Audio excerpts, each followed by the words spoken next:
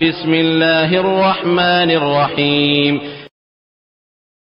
فاسألوا أهل الذكر إن كنتم لا تعلمون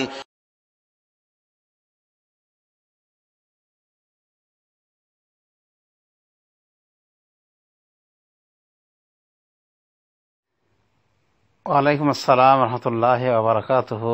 ভাই, আপনি জানতে চেয়েছেন যে আপনি কিছু টাকা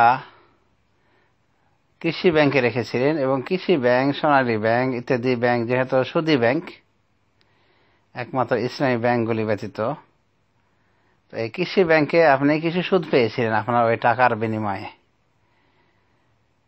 এই সুদগুলি আপনি যেহেতু জানেন হারাম, তো এটা থেকে অব্যাহতির জন্য আপনি কি করতে পারেন এই টাকাগুলি, সে নিয়ে আপনার চিন্তা। তো এই টাকাগুলির বিষয়ে আমি যেটা বলবো, দুটি অপশন রয়েছে। একটি অপশন যে এই টাকাগুলি আপনি তুলবেন না, এই টাকাগুলি যদি না তুলে থাকেন এই টাকা তুলবেন না, কারণ এই টাকার আপনি বৈধ মালিক নন। কেউ কেউ এখানে যুক্তি দেখে বলে থাকেন যে যদি টাকা না তুলি তাহলে ওরা এই টাকা নিয়ে ফুর্তি করবে, হারাম কাজে লাগাবে। বিশেষ করে যদি কাফেরদের ব্যাংক হয় তাহলে কাফেররা তাদের কুফরি বিভিন্ন কাজে লাগাবে। তো শেখ ইবনে উসাইমিন যুক্তি দিয়ে বলেন যে, এসব যুক্তির জবাবে বলেন যে ওরা এই টাকা দিয়ে কি করছে না করছে তোমার দেখার কি বিষয়? তুমি কি এই টাকাগুলির বৈধ মালিক? তো তুমি যদি মালিক না হয়ে থাকো বৈধভাবে, তাহলে ওটা তো তোমার টাকাই না। কাজে ওরা কি করছে না করছে তোমাকে জবাবদিহিতা করা লাগবে না, এভাবে উনি বলেছেন। এবং উনি কঠোর সমালোচনা করেছেন যারা টাকা তুলে বিভিন্ন খাতে ব্যয় করে থাকে, যেমন সেবামূলক, জনকল্যাণমূলক ইত্যাদি ফতোয়া দেওয়া হয়ে থাকে। এটার উনি কঠোর সমালোচনা করেছেন। তো শেখ ইবনে উসাইমিন সৌদি আরবের সেকেন্ড মুফতি, আল্লামা ইবনে উসাইমিনের মতে এ টাকা তোলা যাবে না, যেভাবে আছে সেভাবে রেখে দিতে হবে। নিজের মূলধন তুলে রেখে নিয়ে চলে আসতে হবে। আর বাকি যে টাকা সুদ এসেছে এগুলোর বৈধ যেহেতু মালিক নয়, অতএব এটা এগুলি তুলবেও না, এটাই ওনার কথা।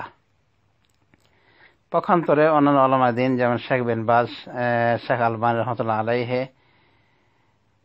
তাদের কথা যে টাকাগুলি তুলে নিবে, সুদী টাকাগুলি তুলে নিবে এবং এই টাকাগুলি দিয়ে জনকল্যাণমূলক কাজ করবে। জনকল্যাণমূলক কাজ বলতে যেমন ব্রিজ নির্মাণ, তারপরে রাস্তাঘাট নির্মাণ, অন্যভাবে বাথরুম, টয়লেট ইত্যাদি, মানে যেখানে সবার স্বার্থ জড়িত রয়েছে, এই জাতীয় স্বার্থে ব্যয় করার কথা বলেছেন। আবার এটাও বলেছেন যে যদি, আবার কিছু কিছু আলেম এটাও বলেছেন যে যেখানে যদি একান্ত কেউ গরিব, অসহায়, মিসকিন থাকে তো তাদেরকেও দেওয়া যেতে পারে।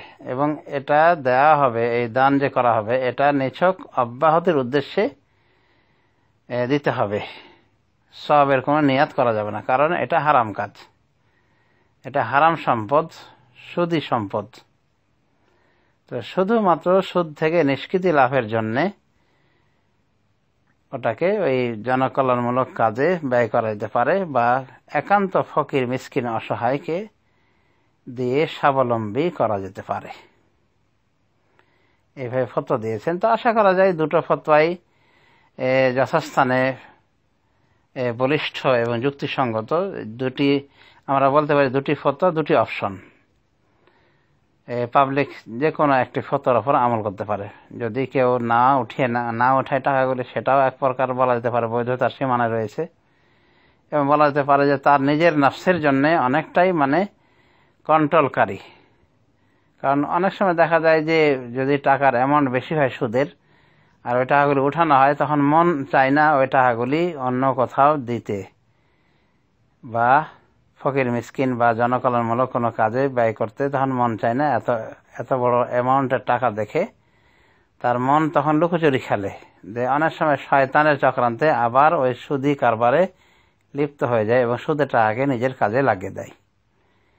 এরকম হওয়া স্বাভাবিক, হতে পারে। সেই হিসেবে আল্লামা ইবনে উসাইমিনের ফতোয়াটা সবথেকে নিরাপদ। তবে ওই টাকাগুলি উঠিয়ে জনকল্যাণমূলক কাজ অথবা একান্ত কোনো ফকির মিসকিন অসহায় নর নারীকে দেওয়া যেতে পারে, অসুবিধা নেই ইনশাআল্লাহ, কোনো সমস্যা নেই। আশা করি বুঝতে পেরেছেন। ওয়াবিল্লাহি তৌফিক ওয়া সাল্লাল্লাহু আলা নবিয়িনা মুহাম্মদ ওয়া আলা আলিহি